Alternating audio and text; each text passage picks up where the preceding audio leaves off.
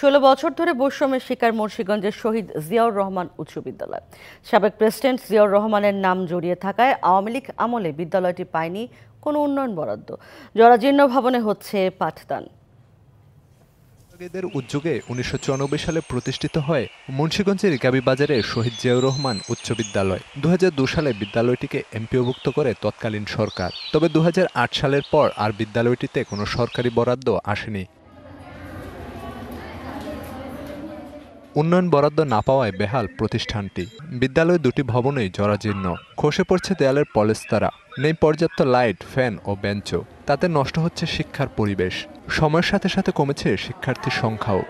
Fan নাই, light নাই, অন্ধকার হয়ে থাকে। দরজা জানালা কিছু তো ভালো না স্কুলের, অন্য স্কুলে তো সব কিছুই খুব ভালো।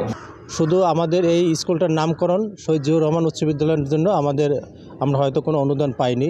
ম্যাজিক হার্বাল টুথপেস্ট দূর করে দুর্গন্ধ সৃষ্টিকারী দাঁতের সমস্যা। ইয়েস, দেখাও তোমার ম্যাজিক। সকল কর্মচারী কিন্তু এই অবহেলিত।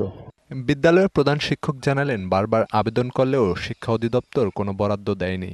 16 বছর ধরে আমরা বরাদ্দ চেয়েছি, বারবার বরাদ্দ চেয়েও কোনো কাজকর্ম হয়নি বা কোনো আশ্বাসও পাইনি এবং 100 টাকা সহযোগিতাও পাইনি।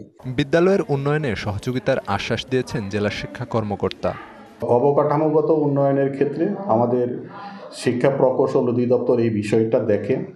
আমরা একাডেমিক ফাংশনটাই মূলত দেখে থাকি। আমার তরফ থেকে যদি কোনো ধরনের সহযোগিতা প্রয়োজন হয় তাহলে আমি অবশ্যই সেখানে নক করব। প্রয়োজনীয় অনুদানের জন্য সংশ্লিষ্ট দপ্তরে আবেদন করা হয়েছে বলে জানিয়েছে জেলা শিক্ষা প্রকৌশল অধিদপ্তর। কিছুদিন আগে ওটা ভিজিট করছি। ওটা ওই যে আমার যে প্রধান প্রকৌশলী মহোদয়, ওনার সাথেও কথা হয়েছে। ওটা ওই যে নতুন যে কর্মসূচি, ওখানে ওটা আসবে। আপনাদের প্রতিষ্ঠান প্রধান যেরকম চাহিদা দিয়েছে ওভাবেই আসবে।